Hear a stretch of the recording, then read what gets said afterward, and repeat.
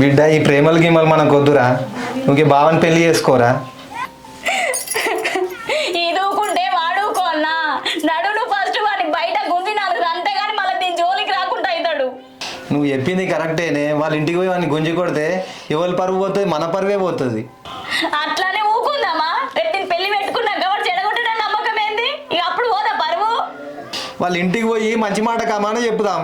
ఇన్నరా సాయి, లేకపోతే అప్పుడు చూద్దాం. ఏం చెప్పుడు ఏమో పో.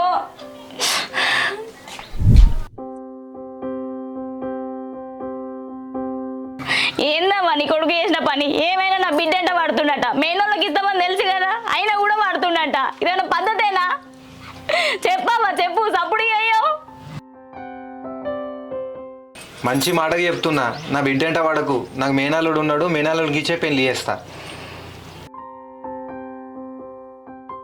చెప్పింది అర్థమైంది కదా. రేపు నా బిడ్డ పెళ్లి పెట్టుకున్నాక ఇంటి మీదకి వచ్చి నేను ప్రేమించిన అది దాన్ని లొల్లి చేస్తే మాత్రం మంచిగా ఉంటుంది చెప్తున్నా. ఏమైనావా నీ కొడుకు మంచోడు అంటేవి కదా.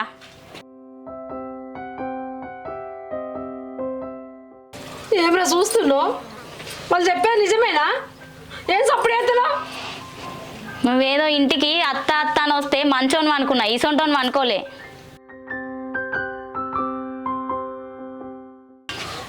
అసలు ఎందుకు ఇట్లా చేసినావురా? అలా బిడ్డంటే ఎందుకు పడ్డావు? ఎందుకని వాళ్ళ ఇంటికి చెప్పు. నువ్వు మంచోను అనుకున్నావు, ఇట్లా చేస్తావు అనుకోలే అసలే. నా పరువు గంగలో కలిపినావు. ఏమవ్వా ఇప్పుడే చెప్తున్నా, ఇంకోసారి నీ కొడుకు మా ఇంటి చుట్టూ తిరిగినా నా బిడ్డంట పడ్డా మర్యాద దక్క చెప్తున్నా. నడు.